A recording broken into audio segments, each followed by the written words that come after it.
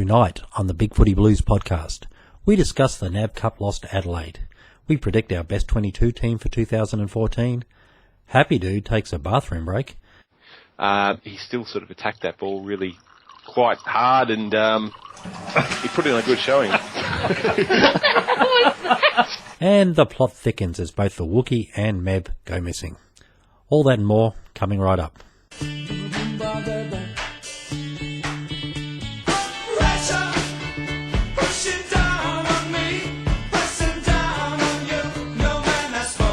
And welcome to episode 3 of the 2014 BigFooty Blues Podcast. I'm your host, the Old Dark Navies, courageously filling in for Wookie, who was absent for the second week running. With me this week, on time and raring to go, it's the delightful Bluebell. Hi, Bluebell. Hi, guys. Hello. Fresh from a gig at the Sit Down Comedy Club after his efforts last week, it's Happydude. Yes, I'm here again. And after receiving a Rising Star nomination for a scintillating debut last week, welcome back, Shandog. Thank you very much. Hello, everyone. Another week and another game done, guys. But before we launch into that, let's just have a little bit of speculation about what's happening with Wookie. He's missing again. Last week we know that he was I guess, running away from a team of dogs and police and whatnot all over the countryside, and apparently he's escaped, but he's still not here. So I hear something about a wedding. Does anybody know any more? All I know is that Mebby's not here as well, so bit unsure about that. Maybe he just missed the last train out of Endor. You know, I'm really unsure. I don't think their public transport system was too good there. So it can't be any worse than Adelaide. Surely you're not suggesting that Wookie and Mebby, it's not their wedding. I mean, no, we'd all be invited. Taking a look at the two, surely he's father of the bride. I wonder if he's shaved for this wedding, because it would have been pretty hard doing the whole full body wax together. No doubt. We're about 2 minutes into the podcast, and if Wookie's wedding started at the same time, he's already 3 putts cut, and he's insulted several bridesmaids. All right, guys, we did have a game on Monday night. It wasn't one of those games. It wasn't one for the ages, that's for sure. Carlton 9 goals, 761 went down to the Adelaide Crows. 1 super goal, 13 goals, 12 behinds, 99. We did lead for 3 quarters. That's something to be taken out of it. But what are our thoughts on the game? Happydude. Oh, I knew you were going to start with me. I'd wait the next morning, so I didn't watch it. I was just going to jump on the back of someone else's comment. Oh, look, folks, Doc has returned to the podcast, and you were missing it. Yeah. Well, listen, you don't get a Rising Star nomination lightly. We're going to throw this over to Shandog and get his thoughts on the game. Awesome. I guess it was a bit disappointing overall, really, the skill level and from both teams, really, from us and Adelaide. It was a very scrappy game.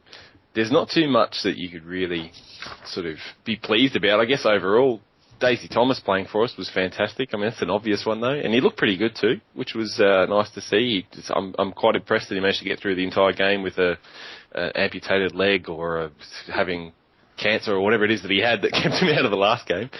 But, look, it was really good to see him, and men's did pretty well again. Dylan Buckley was pretty impressive, really. He still sort of attacked that ball really quite hard, and he put in a good showing. Sorry, really been ready to go to the toilet for a while.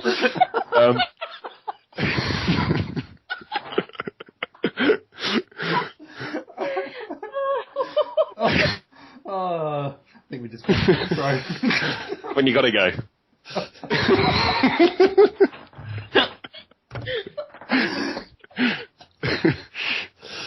Oh my god! All right. Yeah, that was me. I thought my microphone was on mute. I know it wasn't really particularly insightful what I was saying, but geez, man. Took a toilet break during your speech. I thought I poured myself another drink, forgot my microphone wasn't on mute. I thought I hit mute, but I must have missed the button. That's what you think of his review.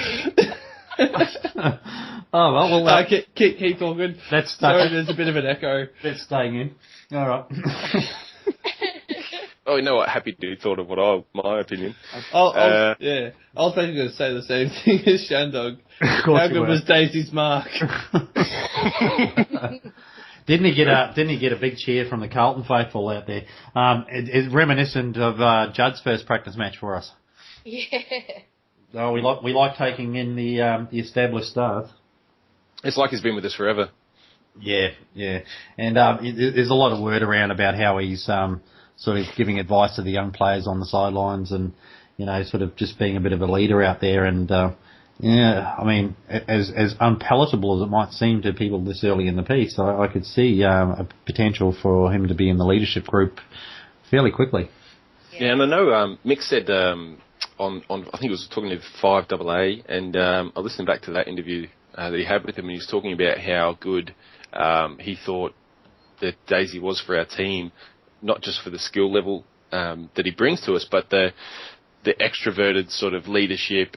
He's a bit of a character. He brings other people along with him, getting excited about life in general, I guess. But he's sort of a bit of an out there sort of character, and we've sort of heard along the years, recent years, how much our group seems to be a bit introverted as well. So I think it's if Mick's right about that, and you'd think he would be because he knows him pretty well, that's a really good contribution that he makes to the team outside of what he actually does in the park too. Yeah, absolutely. Did anybody, I guess, rise in your estimation compared to last week, or did anybody go downhill? I thought Fritz probably had a good game compared to last week. Yeah, definitely agree. And I actually thought Cam Wood was good again as well. So just stuff around the ground and whatnot. But I never thought I'd say that because I was so dead against drafting him. But yeah. That's what I saw the comment made on the boards by somebody that, that's what you want to see from your ruckman, that work rate around the ground, actually getting back to help out in defence, or, just providing, running to the right position to provide that link. And it just makes you realise that our existing ruckmen haven't really been doing that as much as they should. Cruz is more get in there, see ball, get in there and fight for it sort of thing. But it's the smart running when you don't have the ball as well to get to those positions. And he's probably, he looks the best at it, surprisingly, out of our three ruckmen. Yeah, I agree. Too, which I thought he'd come over to the club with a fitness question mark, but he seems to be running out games pretty well. So seems everyone is a big fan of Wood, so that's good to see. not everybody, but there you go. Davey Allard kicked 3 goals. Yeah, look, he's such a good goal kicker. I would back him in 9 times out of 10. He hardly misses, and ever since he's been drafted, he's been a pretty good goal kicker. He's back with a vengeance, old Davey Allard. He's such a conundrum for team selection. It's like, do you put him in or not? Why? It's really hard. He does provide something, but is that something enough? I just have no idea.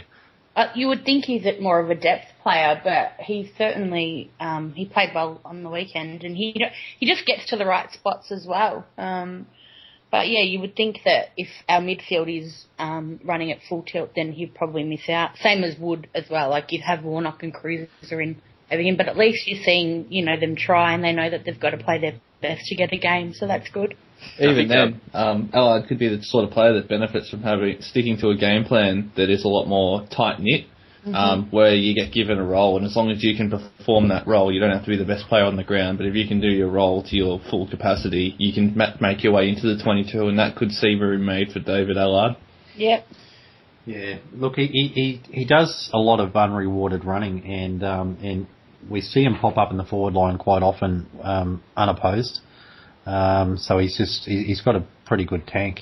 I could see a role for him. I don't see a role in the starting lineup purely because there's too many good players there now that we don't want to leave out. But I could see him being a sub, being fairly effective. You don't have to go for the pacey types because with this with the cap on substitute on all the interchanges, I think somebody of his sort of fitness and smartness would still be running over the top of the ground when the others are tired anyway. If he comes on, maybe for sort of a quarter and a half, and he's got a knack for getting those vital goals.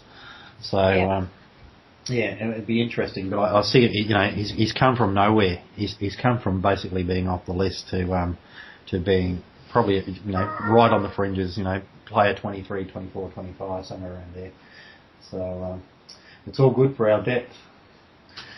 What did you guys think of the actual the game though? I mean, was it a concern that we lost or that we put? It's pre-season.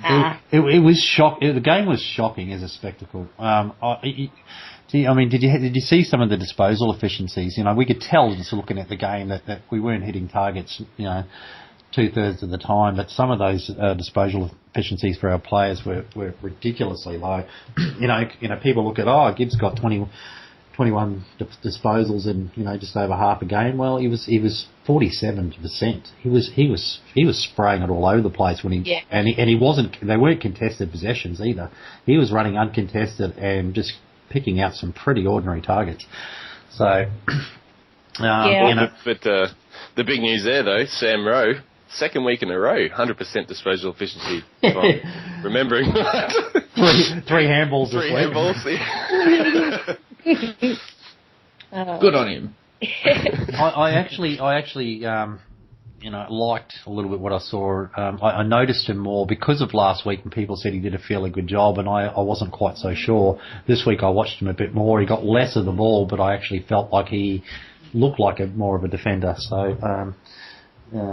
It's not necessarily a defender's job to get a lot of the ball, though. It's more to stop the forwards getting the ball. Well, so as long as he can be right, effective in that aspect and sort of knock it down to our advantage, that doesn't necessarily count towards his disposal count. Well, and what happened is he took one of the key posts, allowing Jamo to actually be more of a third defender, and Jamo racked up more of the ball than he usually does.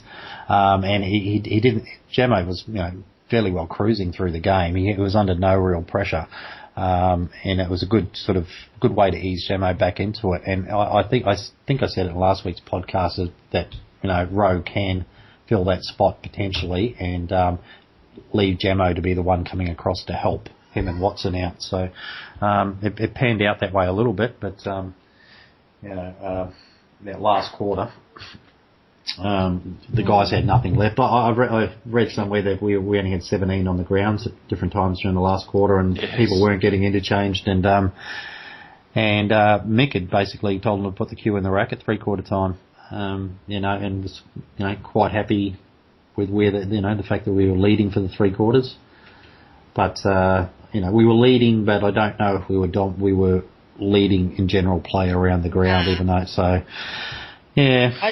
I just thought we got smashed in the middle, and I thought that they stopped our run really well. Like, I find that that's probably our weakness. If you stop our run, then you pretty much stop us from scoring. So I was surprised we were still in it, actually, at 3/4 time, because we were down, I think, by a couple of goals, and then they kicked a couple of quick ones. But I think we certainly missed a run from Tui and Walker off half-back, definitely. And did Gibbs really get 21 possessions? Because I swear to God, I wouldn't have even noticed that on Monday night. Well, that's with another player. Well, you can't miss that hairstyle.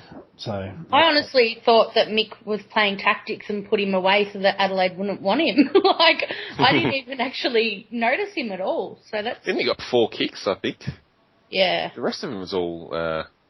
Oh no, he got more than that. No, Shandog looking at the fact that Gibbs is number 4. Yeah, my bad. Yeah. I thought Simo was quiet as well, but I mean, first game back. But look, it's a bloody practice game. You don't take anything out of it. Yeah, don't read too much into it. Yeah. No, look, I think ultimately the new guys who have come into the team, they perform pretty well again. So really, I think that's the best pretty much all you want.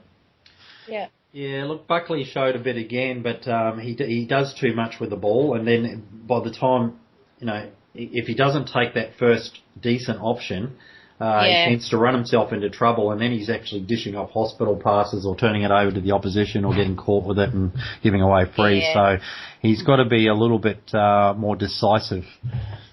But still, the run and his willingness to take the game on is really good to see.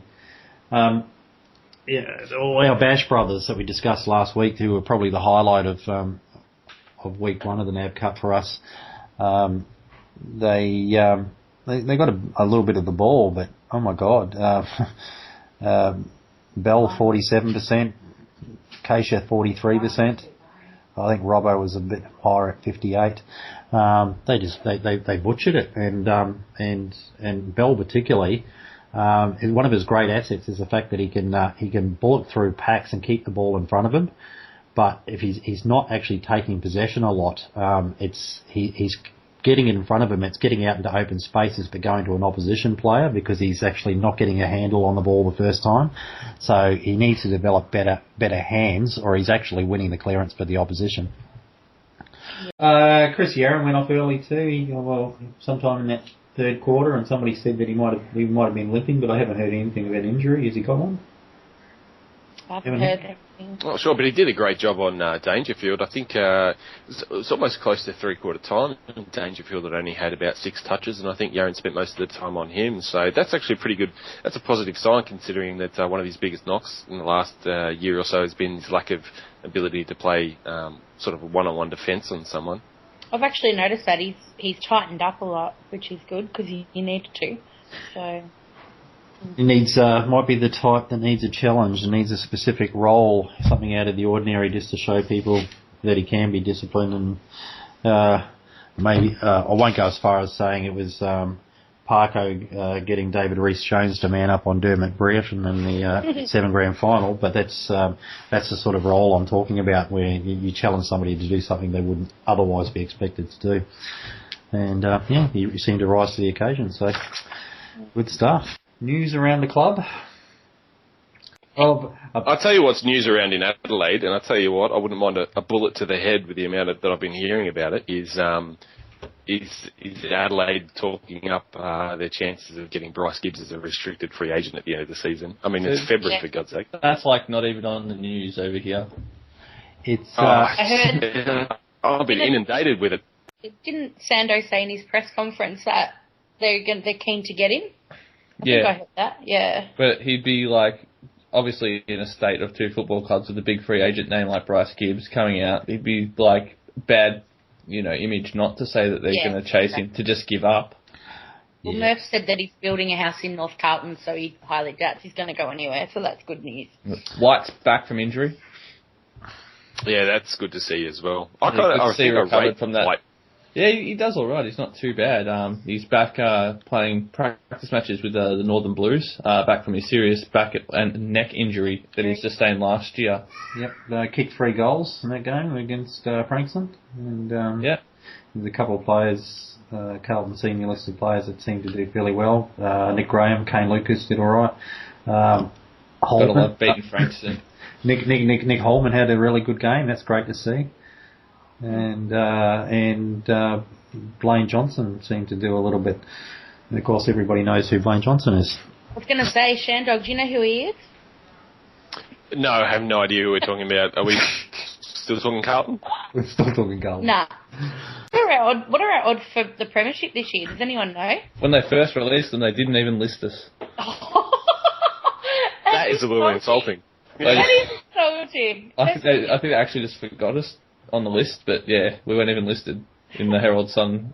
I can check for you now, actually, what the odds are. Might be worth, not that we're going to win, but it might be worth putting $10 to make $5,000. Well, one thing I saw that might be worth it is you can bet on a handicap to get the most premiership points for a season, and I reckon the Bulldogs would be a good bet for that.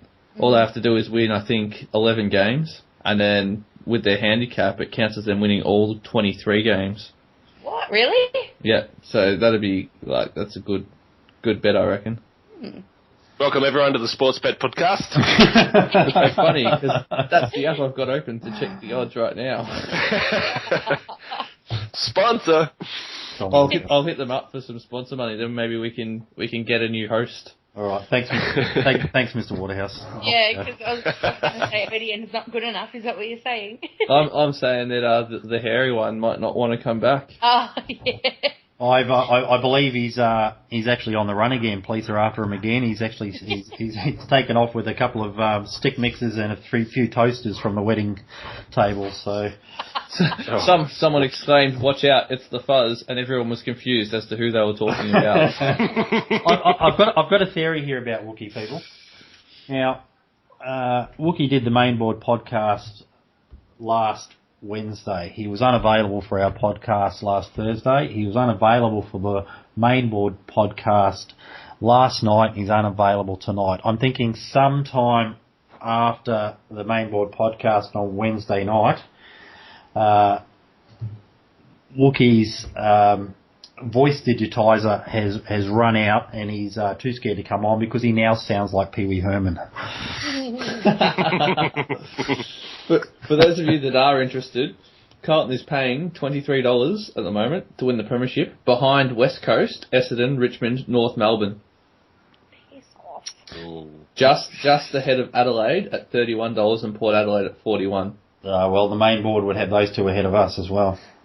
We're yeah. They do. We are very underrated. Yeah, this year. The teams That's behind us are Adelaide, Port Adelaide, Gold Coast, Bulldogs, Brisbane, St Kilda, Greater West Sydney and Melbourne are the only teams behind us. Oh, that is insulting. It really is. Ouch. That's okay. Don't they know we have 15 number one draft picks? All right. Carlton's next game is on the 7th of March. It's a practice match against the Bulldogs. Does that game hold any interest for anybody? Is anybody going? I'll probably go. I'll go and have a look. Yeah, it's at... I'll tell you how interesting it is. It's at, Busy Park. Oh, wow. Look, I expect, Bulldogs are to be up and about early in the season and probably play a stronger side than us again and, potentially Bulldogs will win and people will... Oh, dude, I don't want to put up with people on our board. Jesus, they go into meltdown. Gloom and doom. Yes, there's one in particular. One in particular who went into meltdown. We won't name them. We're not doing that, but everyone knows. Me mate. Yeah, your mate. Yeah, they're all your mates on the board there. We're one big happy family. Indeed, we are. Does anyone know how Judd's going with his injury? Juddy, well, in the commentary during the game on the weekend, he said that he'd be looking around about round 3 still. So, if the club are actually playing it down, then so's he. Didn't a poster on the boards that's quite in the know mention that Judd had ankle soreness before Christmas and the club wanted to get him checked out, but he just wanted to wait to see if it would come good on its own. Yeah. I thought that was the tendonitis. Could be wrong. Yeah, a certain poster that is generally pretty spot on with these sort of things. Yeah. Well, you never know which way is the best way to go. Sometimes surgery can set you back further, and so we do take the odds to it. We were having a little bit of a look at our best 22 for the year. So allowing for Juddy to get back and whatnot, who at this stage we think will be in our best 22, and I know Happydude and I have both, Shandog and I have both put together a best 22. My best 22 would beat up your best 22. Wouldn't they have a lot of the same players? Yeah, there wasn't too many differences between the sides. There were a few key ones though, I think. Yeah, and then what was interesting are the ones that were barely making the side or actually out of the side, because we're just realising how much depth we have now. Yeah. Shandog, you had some interesting outs. Controversial, you might call them. Yeah, look, I couldn't fit Carrots into my best 22. I know there might be some people who agree with me, but maybe not too many, I'm not sure. But I think Curnow has actually surpassed Carrots in that role of a tagging midfielder who can win the ball. We know that Curnow's done really well in the last season, tagging people like Ablett and Cochin. Yeah. He also has that massive tank that is going to be suited towards having that restricted interchange numbers of 120 as well. And Carrots, he was fantastic in early and late 2011 or 12, sorry. But we can't guarantee his form or his fitness at the moment. And so when I was trying to fit this team or put this team together, which was an amazingly hard task. I couldn't believe it. Like the depth that we have at the moment with people that we brought in, such as Doherty and Everett and such, has made it really difficult. And it's a fantastic problem. But I couldn't fit Carrots in it, and I had Menzel as the sub as well. Yeah. You also couldn't fit Robinson into your team. No, I couldn't.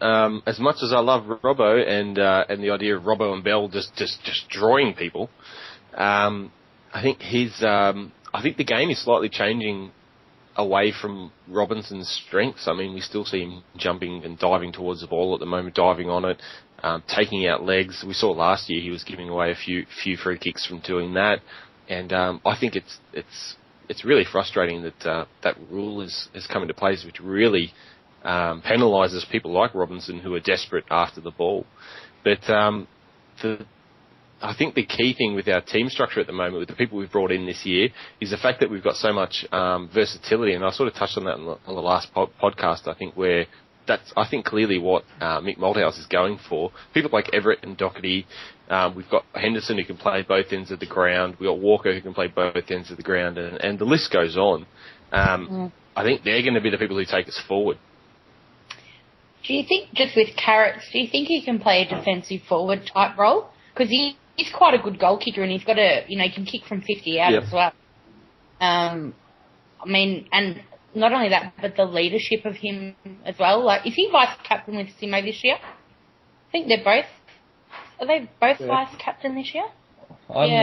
I think so. I'm not 100% sure about that one. I think he doesn't start in the team because of what Shandog brought up with Curnow having quite a good year last year. But as he also mentioned, was Carrots before he got his injury last year. He was quite good, had good form, and he was getting forward and kicking goals when we needed him to, and he was really damaging the opposition as well as taking out someone. And I felt he was slightly more damaging than what Curnow has been. They're both pretty close on par. Curnow would be a really good replacement for Carrots when Carrots does start to have his form drop off a bit.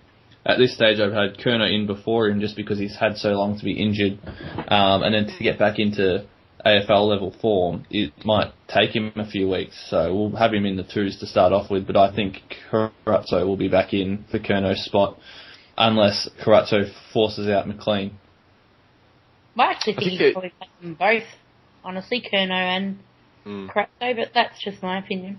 Yeah, but then you have to throw out someone else, and I wouldn't have Carazzo in the forward line because then you're like, that's where we tended to be resting people like Judd and Murphy through the forward line last year as well.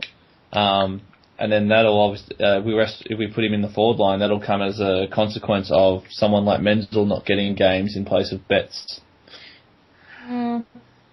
Where I differed from Shandog was I've opted to leave Casbolt out, push Henderson up to the forward line, and with Jamison and Watson in the key defensive posts, and having McGuinness as the third defender. I don't think on talent alone McGuinness is best 22. However, in that role, it's a choice between McGuinness and Bootsma. So McGuinness clearly wins there. And when I look at Casbolt and down that spine, I look at Casbolt and Waite, and I just think of the numerous games where they've failed to fire together, and Henderson down there, looking down the spine, Jamison, Watson, Gibbs. Henderson, Waite, and Warnock in the ruck, that sort of just looks like a really solid spine. It does, I'll give you that for sure. Yeah, I've got Allard as a sub. Whether that's going to happen or not, but I just, as I said before, I think he'd be perfect in that role. I had Menzel starting at half forward. I don't see the point in him coming on as a sub.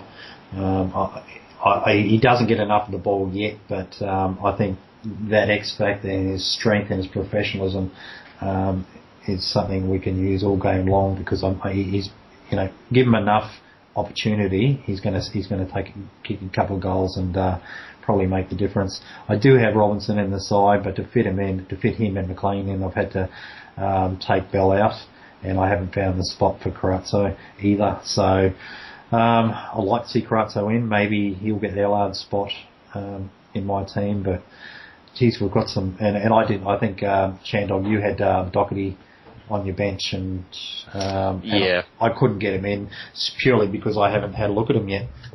Yeah, and I took that into account, but just sort of thinking back, as I said to you, we would have brought him into the team to come in and play straight up. It's been really unfortunate that he's had these injuries and hasn't been able to take part in the pre-season games.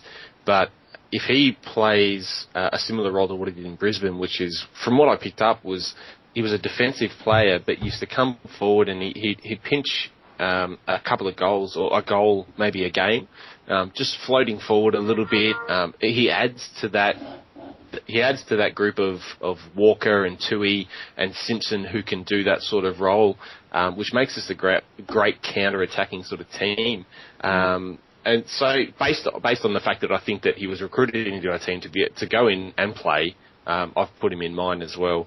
But yeah, it looked such a headache to try and put together a best 22, and knowing that it changes from game to game depending on who you're playing as well, or taking that into account, it's a great problem that we've got at the moment. Just quickly, did you both have Armfield in your side? I couldn't fit him. No. I mean, yeah. I couldn't even fit him in my emergencies. And I do rate him, and Armfield at his best and at his quickest. The amount of pressure he applies, he would be that defensive half forward you were talking about. You wanting Carazzo to play, but he's better at it in that he is going to run forward with his pace and lose his man, and maybe get that last hand pass, or dish off that last hand pass for a goal assist. And we saw him doing it a few times with Garlett or Betts sort of running outside him last year. So yeah. He kind of dried off though in the second, didn't he? Like he had a great start to the year and then kind of went missing a bit. So I think he's definitely one that will be pushed out just because of our recruit, like who we've recruited and whatnot. And you both had I did have him. So I did have him in my team to begin with, and then when I tried to refine it, I ended up putting him as an emergency. I went, because I really appreciate, I love the speed that Armfield brings us, and I think that's a fantastic asset that we have. I think the running players that we have is a big positive for Carlton, such as Walker and Armfield and Yaron. That's something that we can exploit to be really a little bit different to, I think, most teams, to have some real speedy characters on our team. But in the end, when I was trying to get players like Everett into it and make sure we've got that versatility, I think I bumped Armfield to the emergency list. So, which I feel bad for the guy because I like him. He's a fantastic moustache. Yeah. He doesn't stand out as much. Sorry. That's all right. I was just going to say, did you have Everett in your side, ODN? I've got Everett on a wing. I couldn't fit him anywhere else because I wanted Menzel at half forward. But I think that's a pretty decent spot for him. We've been talking for years about putting Jared Waite on a wing because of his height and athleticism. I think Everett's height doesn't matter. He's got plenty of toe. I think he's probably going to be able to win his fair share of aerial contests out there on the wing, and he's not going to, he's not going to get outrun. He's not great standing under a high ball. His one-on-one skills aren't fantastic, in my view. He doesn't seem to have the body strength that his height would suggest he should have. And without the ball, I don't think he's a natural sort of defender. He knows which angles to run and how to cut off his man. I saw an instance on the weekend where he was balked by his man a little bit, where he ran to the defensive side where the opponent was going. The opponent jinked back towards the Crows' defensive line, and Everett followed, and then he just stepped him again and went forward in the clear and was able to deliver the ball with without any pressure from Everett, because he got lost in the contest. So he's not a natural defender, and he's not a natural as far as contested marking or being under a high ball with an opponent, but his speed and his ability to get across, maybe with a bit of timing to affect the contest and spoil, is pretty good.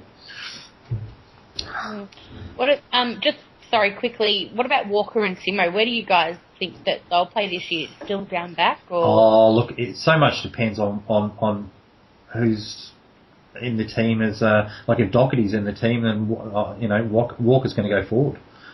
Well, that's what I thought too. Yeah. I think Walker and Everett might swap places a lot. Yeah. Do you think Simo will get a run through the midfield a lot more? I hear a lot of the commentators say that our midfield isn't, we don't have as much depth as a lot of other midfields. Do you think Simo could add to that? Obviously, I think he can, but maybe I think he might be part of the midfield rotations as players get rested in different positions around the ground.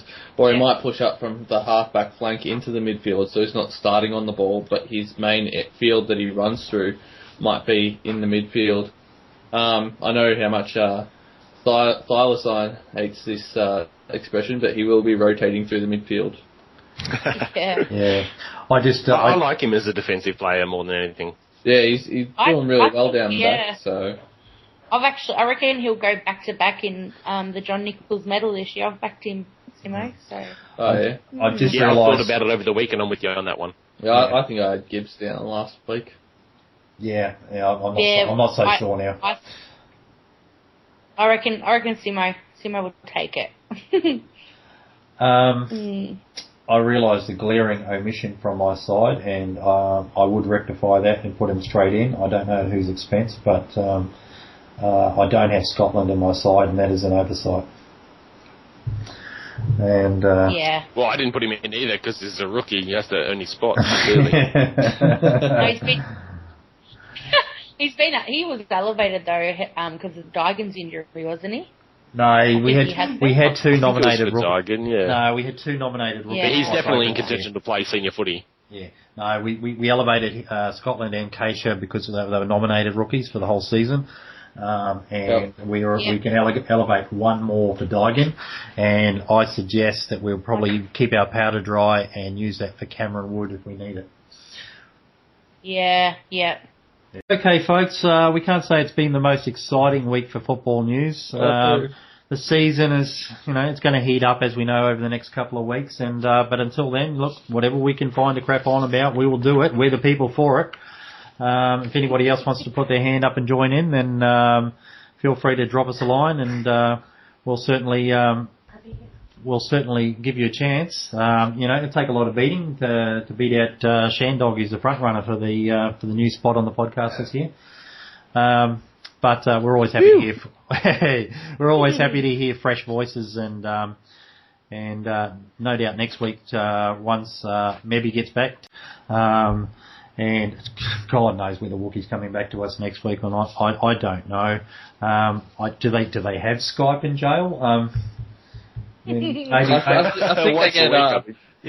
think they get one call a day, and they've been complaining that he's been blowing it on the 1-300 sex chat numbers. Oh God. Well, maybe we get 10 minutes of Wookie via a state penitentiary somewhere, and until somebody taps him on the shoulder, Bubba taps him on the shoulder and says, "Come with me, darling."